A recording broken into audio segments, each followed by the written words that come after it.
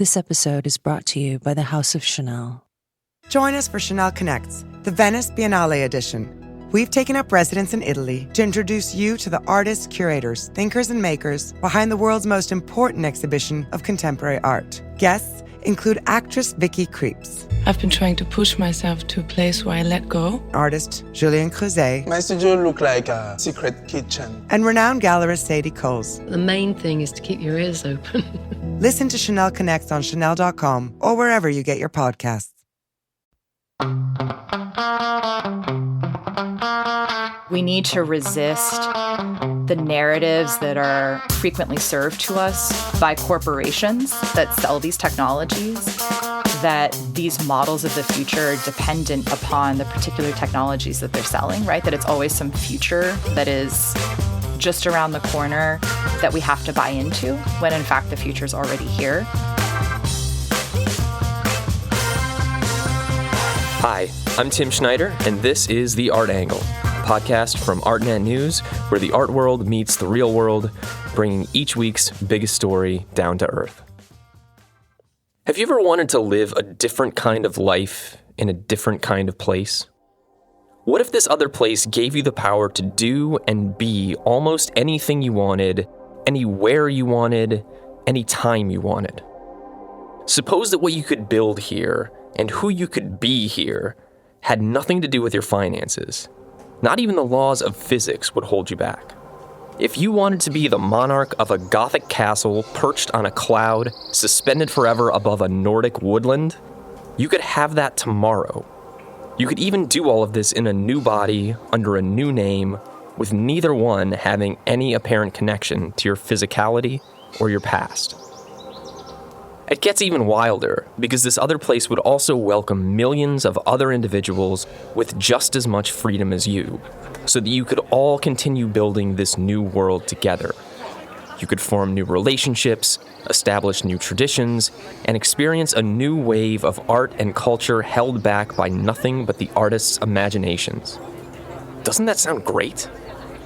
Well, billions of dollars and untold hours of labor are being pumped into making this fantasy a reality, an immersive digital reality. And some of the most influential, most powerful people in the world are saying it will be called the Metaverse. But what is the Metaverse, exactly? Why has it elbowed its way deep enough into the mainstream news cycle that my retired parents are asking me about it? And what does it mean for the art world specifically? If you'd like to know, then slide on down the rabbit hole with me and a few expert guides. My name is Wagner James Zhao. I'm the author of The Making of Second Life in 2008, and coming next year, Why the Metaverse Matters, From Second Life to Meta and Beyond, a guide by its first embedded journalist. And I also write a blog called New World Notes, which is basically my kind of day-to-day notes on the latest in metaverse news and culture. My name is Sarah Ludi. I'm an artist and composer based in Placitas, New Mexico. My name is Tina Rivers Ryan, and I'm a curator of modern and contemporary art at the Buffalo AKG Art Museum, formerly known as the Albright Knox Art Gallery in Buffalo, New York.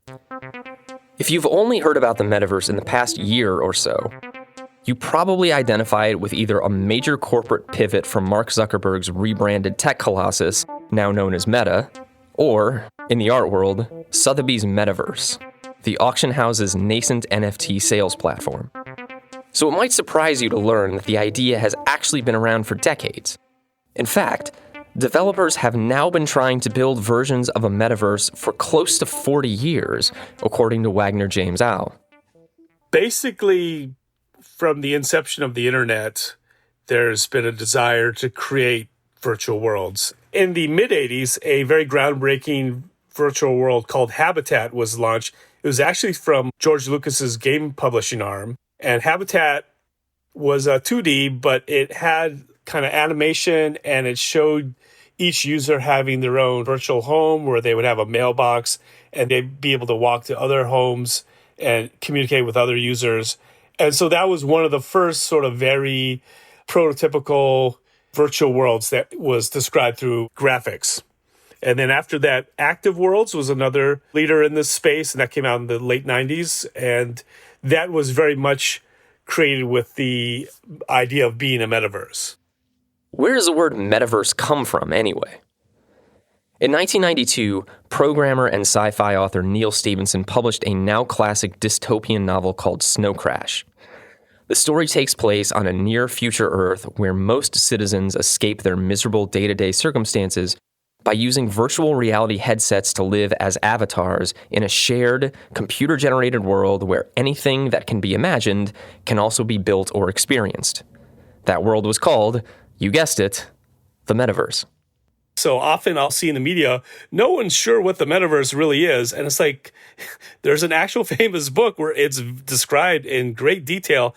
And it also directly influenced the early platforms that were trying to become the metaverse, including Second Life. When I came into Linden Lab, I saw Snow Crash, the book, very prominently among the reference books in the company's library. Neal Stephenson is a programmer as well as an author, so he really thought through how large this is going to be, what the concurrency of users is going to be, avatar capabilities, and he laid it out very explicitly. The startup Al just mentioned, Linden Lab, played a pivotal role in metaverse history. In the early to mid-aughts, Linden Lab unveiled Second Life, a shared virtual world with grand ambitions. Philip Rosedale, the company's founder, notably said at one point that he was not trying to build a game, he was trying to build a country. Linden Lab actually hired Al to embed in Second Life to be, in his words, and I quote, a cross between historian, ethnographer, and sole reporter of a frontier town newspaper, end quote. His years of travel around this new online world as an avatar gave him a first-hand view of its growth, development, and fundamental differences from other would-be competitors. When Linden Lab, the company behind it, launched it as a kind of traditional MMO, massively multiplayer online role-playing game or just online world, or at least they marketed as such, similar to The Sims Online, which just came out a year before that with a lot of fanfare.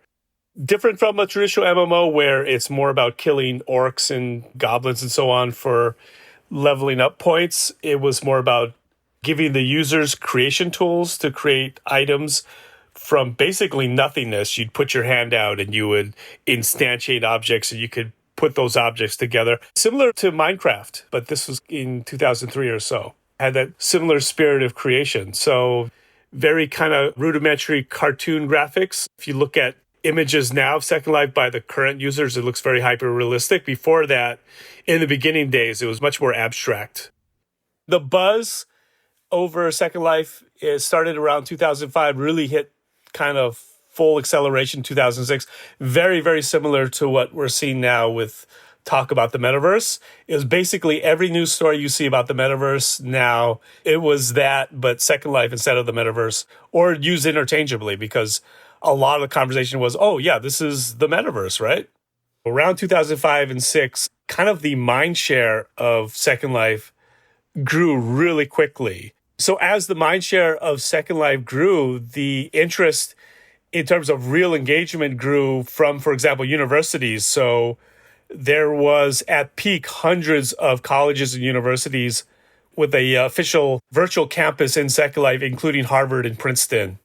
Then there was interest from outside companies that wanted to work with Second Life on building what effectively was a metaverse. So IBM, for example, became a close partner of Linden Lab early on to create a fully interoperable metaverse. And as that happened, you had big companies like CBS, like Nissan, Duran Duran, the band, also wanted to create an official presence in Second Life for marketing purposes primarily, although also for prototyping, like Amazon created a prototyping space in Second Life. So big companies like that. So, was Second Life a metaverse? Is a metaverse even a thing? Or can we only have one true metaverse, like the all-encompassing one Neal Stephenson envisioned in Snow Crash? The answers depend on who you ask and what they value. The metaverse is a vast, immersive virtual world that's simultaneously accessible in real time by millions of users who have highly customizable avatars and experience creation tools, and it's integrated with the real world economy. In other words, you can make a living from it, and it's compatible with external technologies. So you could hook it up to other devices, say like robots and cars and so on. Curator Tina Rivers-Ryan largely agrees with Ao on the fundamentals.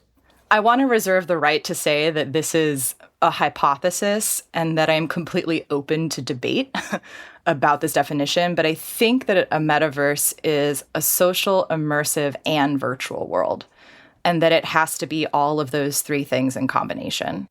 I don't think that an immersive virtual world that is for a kind of single player experience, right, that one only experiences as a kind of solo adventure without interacting with other people, I don't think of that as being a metaverse.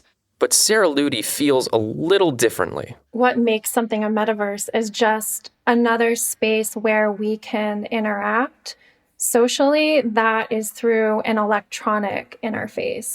Even like Web 1.0 for me felt like a metaverse, like going into like AOL 2.7 chat rooms and talking with people, around the world when I was 14 years old was an incredibly impactful thing. And it already started to have like a marketplace and a way to share things. So I guess what I would define it as a metaverse is just simply an interface that's electronic where we can interact with one another. Ludi's perspective starts to show just how slippery the metaverse can be once you try to define it by listing its features. If the key traits really are it's social, it's immersive, and it's virtual, doesn't that sound a lot like the internet we've been living with for years? If not, Ryan would ask you to reconsider why not. I think we misunderstand what the metaverse can be if we imagine that the metaverse is dependent upon a particular hardware system or a particular threshold of immersion, right? I think it's kind of a continuum. In many ways, we're already living in the metaverse. I met my husband on the internet. I met many of my best friends on the internet. I regularly am in group chats with people who are only known to me through the internet, who I've never met IRL. And those relationships are as meaningful to me as the ones I have with like my college roommates. Things get even more interesting once we broach the idea of artwork in the metaverse. Because in one sense, transporting an audience into simulated worlds and simulated experience has been the job of artists for centuries. I think it is important to tease out the technological and socio-historical specificity of our own moment and of other moments, and to not create a total flattening, to understand that there are technocultural paradigms that really change and have been changing very rapidly for the past 200 years, such that we can draw a connection between, let's say, 19th century panoramas and today's headset-based virtual environments, but shouldn't necessarily elide them. There's still something really important and distinct about today's experiences that I don't want to get lost in that historical connection. But what kind of art would be made in a metaverse anyway? Second Life gives us some historical insights. There's a huge community of Second Life creators who create art just taking really beautiful screenshots. And often they will arrange items like their photographer to create very impactful images. And so there's that level of using Second Life to create 2D images. Then there's the immersive art where it's actually part of being part of the experience is the artwork. And so the most well-known person who's done this from the kind of traditional or mainstream art world, her name is Chao Fei. She's considered probably one of the top Chinese artists of her generation working now. And she came into Second Life early on, I believe it was 2005 or so. And she created an avatar for herself named China Tracy. And she sort of did similar to what I did, but she did it on video. She wandered the world and just started interviewing people and created a really amazing kind of full-length feature from it. It very kind of has a Wong Kar-wai feel where she's just meeting people and very non-judgmentally sort of experiencing the world. And then she created what she called RMB City, like RMB, like the money in China. And so it was this concept of a whole city in Second Life that was sort of a surreal version of Beijing with a lot of the competing ideas in modern China happening in Second Life. So there was a statue of Mao, but there was also like a giant floating R&B sign. So this sort of clash between capitalism, communism, and traditional China. And she did something really brilliant. She went to Art Basel, and she started selling virtual real estate. They created a real estate agency in Art Basel, and people would come in and bid on virtual real estate that they could buy to own property in Second Life in this R&B city. And so she kept rolling out this whole experience to the point where she actually built R&B City in Second Life and did a launch with one of the big art institutions in New York. Another one more from the community, his avatar name is AM Radio. He was actually a developer at IBM. He'd create these really beautiful, immersive experiences where he'd recreate kind of this nostalgic past that was sort of a dreamlike version of America. His most famous piece is called The Far Away, and it's this really beautiful wheat field. And in the wheat field is this abandoned train that's grown to rust. But there's some kind of fantastic elements. If you got on the train, you'd suddenly become an angel. But it's very, very highly detailed. Like I said, his whole idea was to evoke a nostalgia for the pre-internet world. His name is Jeffrey Berg. Still does different experiments in metaverse / artificial intelligence art. Ludi sees her own path to creating work in virtual reality as an organic progression. It started with her early experiences with consumer tech, which led to her training at the School of the Art Institute of Chicago, her work within net art communities, which, for the uninitiated, are groups of artists and curators who created and exhibited art made primarily for a digital context. And then eventually it led her into headset-enabled virtual environments. Initially, when I started in VR, I was really excited about the idea of teleporting, interacting with objects, and I became really mesmerized by how cool stuff looked. Oh, there's this shiny thing, it's right in front of me, and inspecting that. But I felt like there's just so much more to VR than the sort of spectacle of it. And there's something I found to be really beautiful about crafting an experience and almost considering VR as another extension of animation that you're inhabiting. And through my animation practice, I really like crafting journeys and crafting experiences through spaces. So it was kind of like that, but times 100.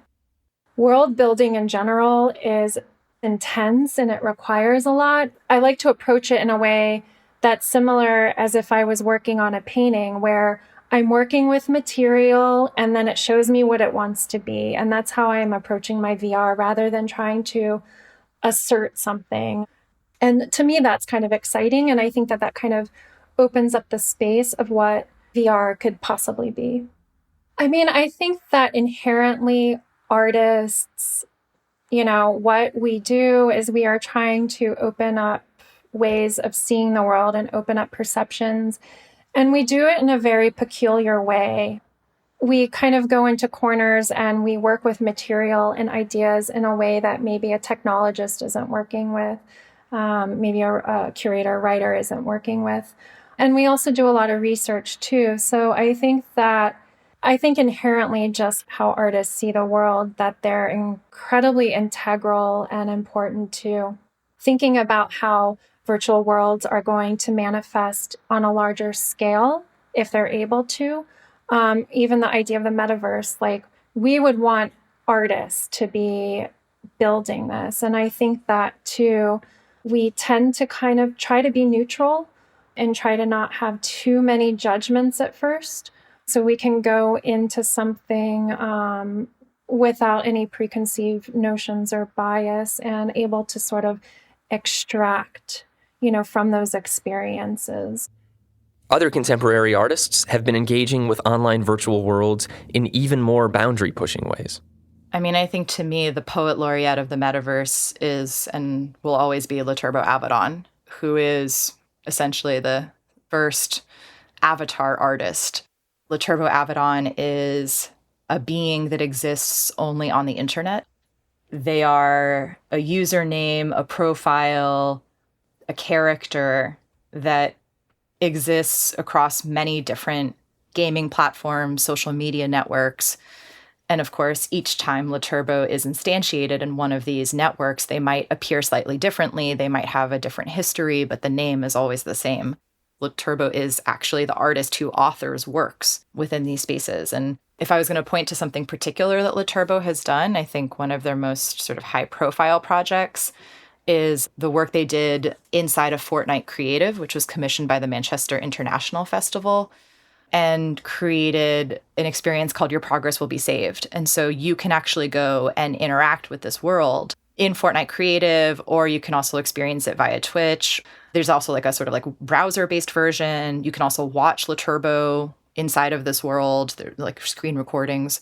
Just the fact that basically they conceived of an art project, an installation inside of the space of Fortnite, that they're inhabiting these spaces and claiming an area of them for artistic experiences, encouraging us to inhabit these spaces for our own purposes and to not necessarily have the experience be goal-directed, goal-oriented in the way that games normally are, but to understand that we're actually inhabiting new worlds and to sort of stop and smell the flowers, essentially, and realize that we are in a totally new frontier of existence.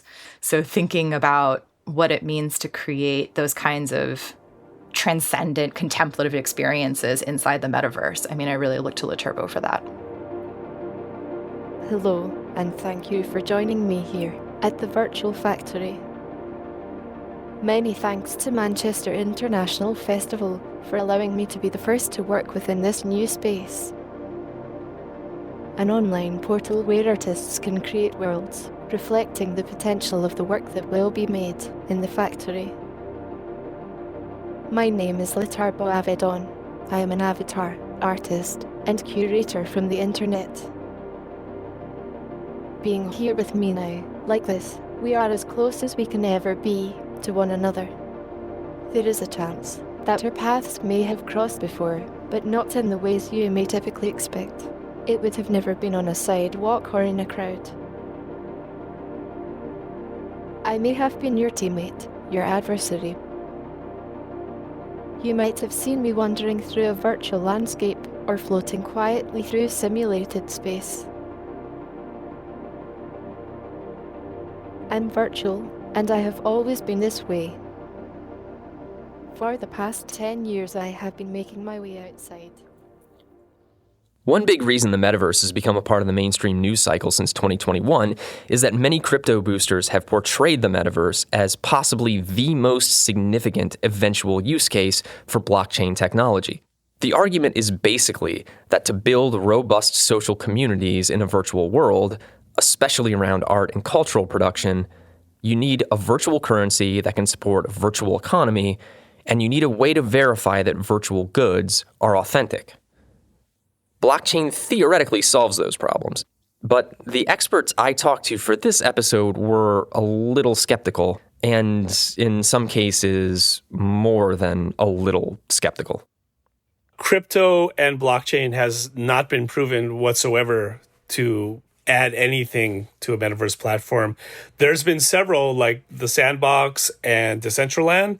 They have very, very few users. I'm talking like online, a few hundred people maybe.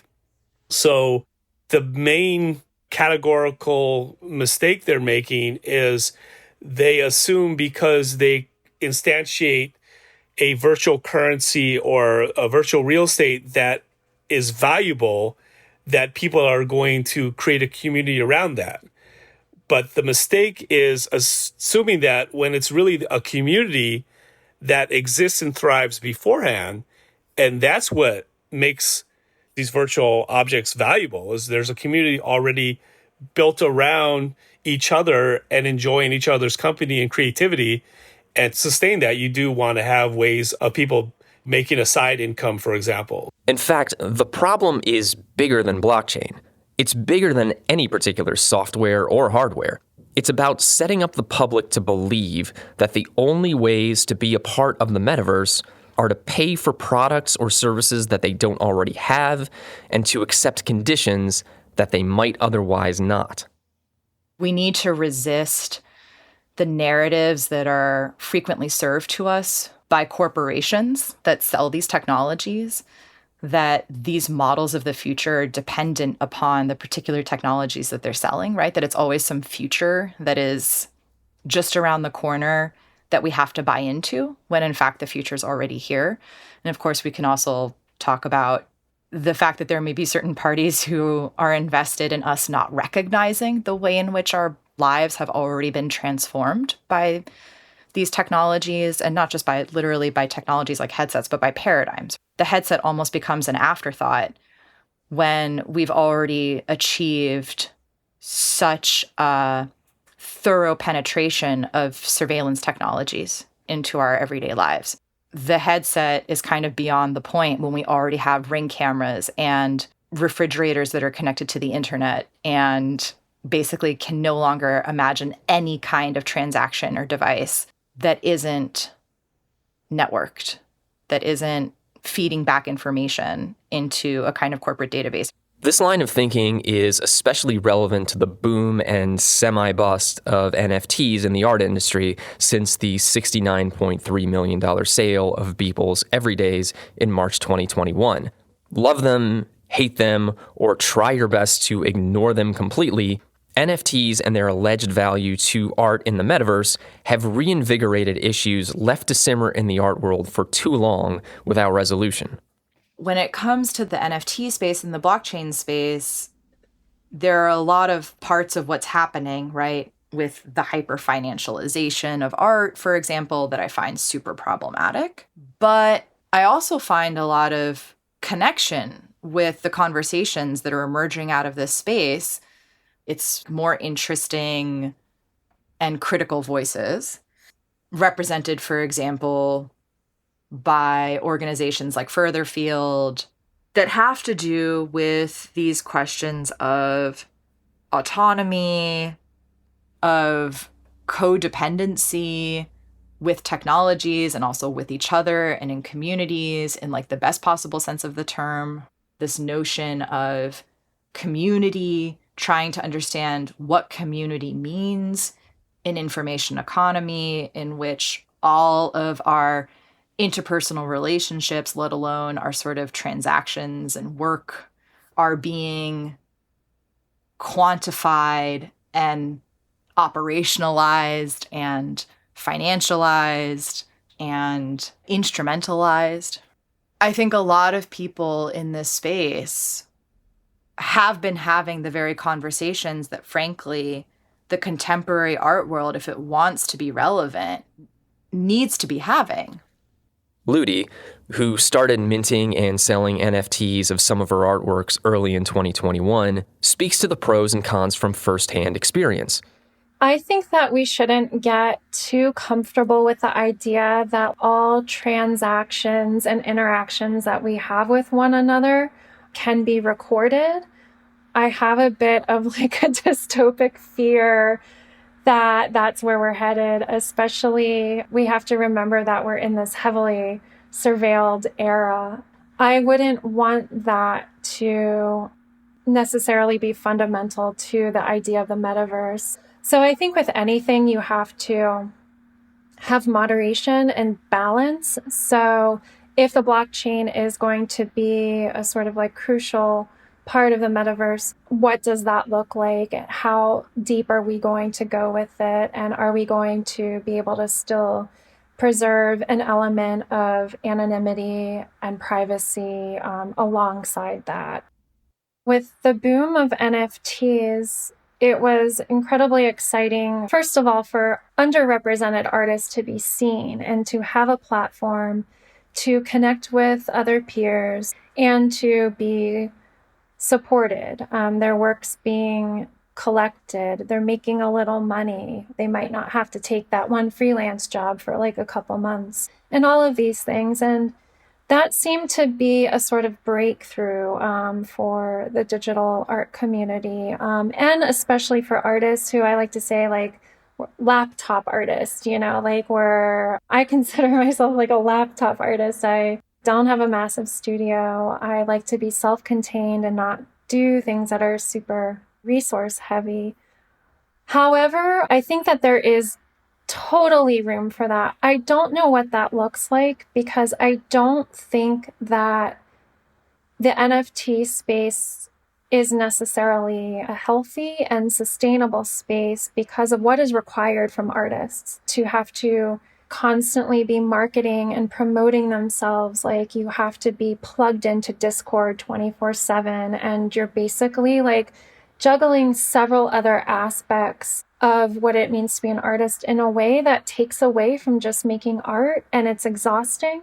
So personally, I'm actually like in a digital detox right now and reassessing what it means to have a healthy, sustainable digital practice. But that like spawned from burnout. I can barely open my computer screen right now, and actually like struggled to finish the last works of my show because I had burned out just having to be online all the time.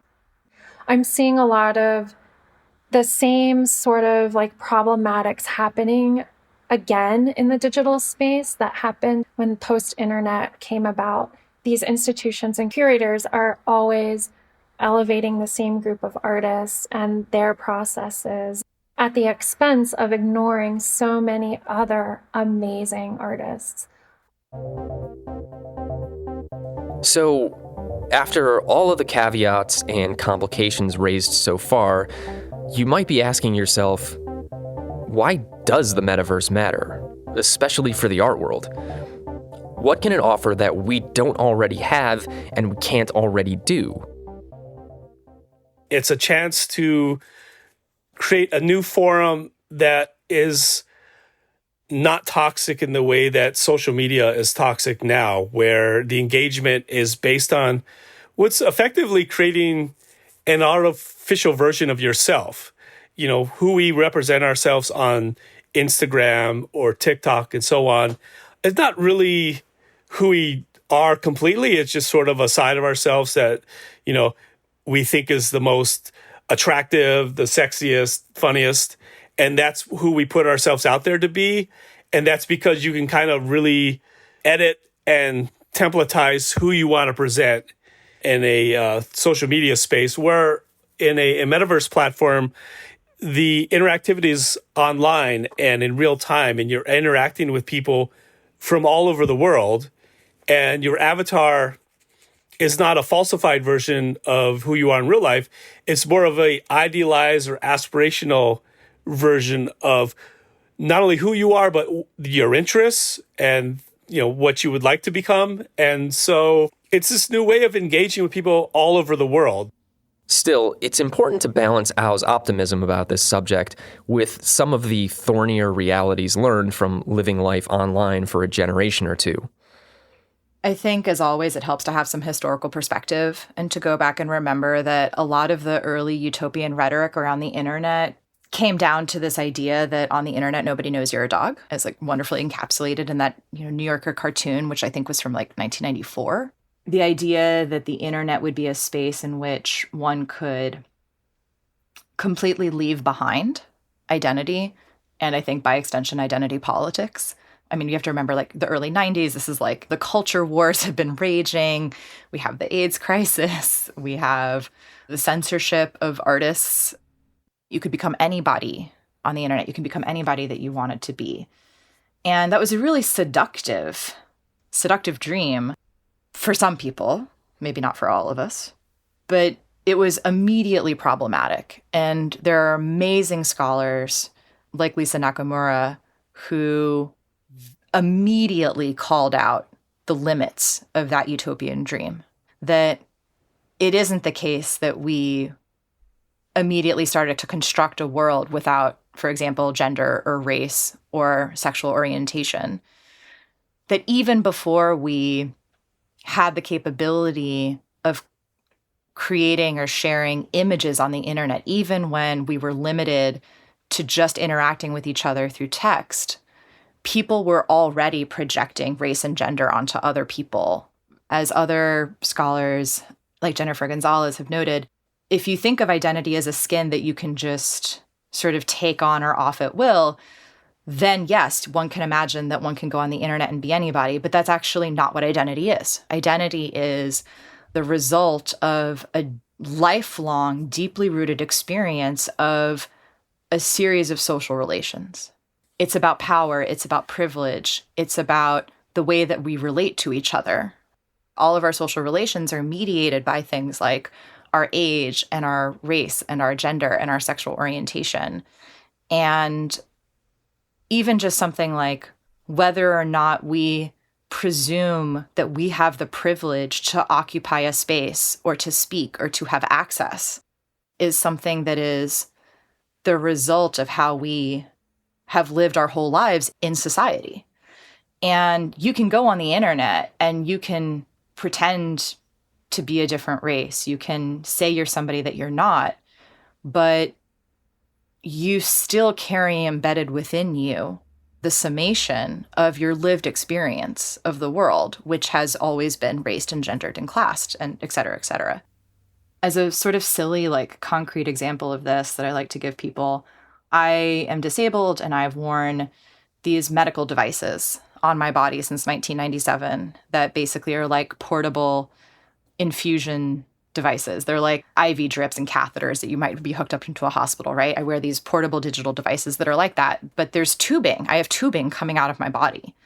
And over the past, 25 years, I've learned to be really cautious around door handles because I get caught on them. My tubing will snag on a door handle, and sometimes it snags so badly that it actually rips my subcutaneous infusion sets out of my body. What do you think happens when I go into the metaverse and I see a door? I flinch. Even virtual doors, I still instinctively am careful around them because it's not so easy to leave behind a lifetime of trained reflexes. I carry my disabled body with me into the metaverse. It's not necessarily a utopian place where I can just be free of my devices. To some extent, then, one of the crucial questions about the next generation of shared virtual worlds is whether the people developing them are thinking about how to make them the kinds of inclusive digital spaces we already don't have enough of in the social media era. How do we create a metaverse where everyone can participate and can be included in building it? And that also means, how are we going to get those folks who don't have access to the internet, let alone a computer, how are we going to get their perspective in this metaverse? Because if it is something that truly is going to be global, we have to also consider those things. So we should dream about how we're going to make that happen. Personal identities aren't the only ones that need to be worked through in a metaverse context either. We also have to reassess the identity of institutions.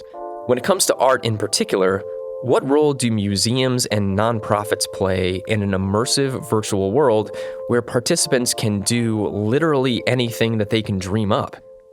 Ryan has thought a lot about this question. At a bare minimum, I think museums have a responsibility to be involved in the conversations that need to be happening around technology. To the extent that museums want to be contemporary, want to be relevant to contemporary life, want to be relevant to the communities that we serve by putting on exhibitions and collecting and conserving art and holding it in the public trust. Technology is now such a determining factor of contemporary life that I do not believe that museums can be relevant without engaging in a really direct and head-on way with the technologies that are not just of the contemporary, but are defining the contemporary, that are the proverbial water in which all of us fish now swim and maybe don't realize that we're swimming in it or don't understand it or don't have any distance from it. The museum can become a space for some critical distance to be achieved. which can offer that critical reflection in the form of something that feels very conceptual and cerebral and intellectual, but also could just take the form of like critical play, sort of experiencing things in a different way. In the end, then, how much has really changed since the last best attempts at ushering in a million-strong, immersive metaverse hit a ceiling almost a generation ago? Ao has a unique perspective from his time spent making sense of Second Life. I started with at minimum, Second Life is going to be a really fascinating microcosm and influential virtual world that might not grow to what we aspire it to be. And that's what ended up being the case, is Second Life wasn't able to scale to a mass market. I did have a broader vision that did not come to pass, which would be the Second Life vision of fully open creative playground becoming very massive and starting to influence the broader culture. That didn't happen with Second Life, but it is starting to happen with these larger platforms like Roblox and Fortnite. I think VR chat is one that has the most kind of Second Life-ish-ness about it, and it's pretty large. I think it's probably about 5 million active users. So it's already kind of past what Second Life was able to do. I'm still hopeful all of the diversity of content and creation and artistry that we saw in Second Life can now scale to some of these platforms. So we really can see these platforms transform the broader culture. A lot of technologists treat the metaverse concept as simply a technology problem, where actually it's about creating an online society, an online world that people can thrive in and meet other people and collaborate creatively with them and build off that creativity. If Ao is right, then, art, artists, and the industry around them indeed have a meaningful role to play in building whatever shared virtual world or worlds come next. The question is whether anyone is interested in letting them into the Bay Area boardrooms where so many of the key decisions about the metaverse are being made these days. If not, the difference won't just be about aesthetics or device features or price points for whatever we'll need to access the end result. Embedded within every new technology is a set of beliefs about why it is valuable, who deserves access to it, and how it should incentivize its audience to live. These same arguments are as fundamental to hardware and software as they are to art and culture. It's all the more reason that it's incumbent on all of us to sort through what matters most in each of these arenas. Because if we simply accept big tech's preferences as necessities, then we're going to be pushed into a metaverse defined by gadgets and gimmicks and return on investment. And in that shared virtual world, the main types of art that will thrive are the types willing to fit into whatever contours are left over by the people who are dictating the future to the rest of us. That's it for this week's episode of The Art Angle. Special thanks this week to Wagner James Ao, Tina Rivers Ryan, and Sarah Ludi. If you like what you heard, subscribe, rate, and review us on Apple Podcasts, Spotify, or wherever else you get your podcasts. The Art Angle is produced by Sonia Manalili, Caroline Goldstein, and me, Tim Schneider. Thanks for listening, and see you next week.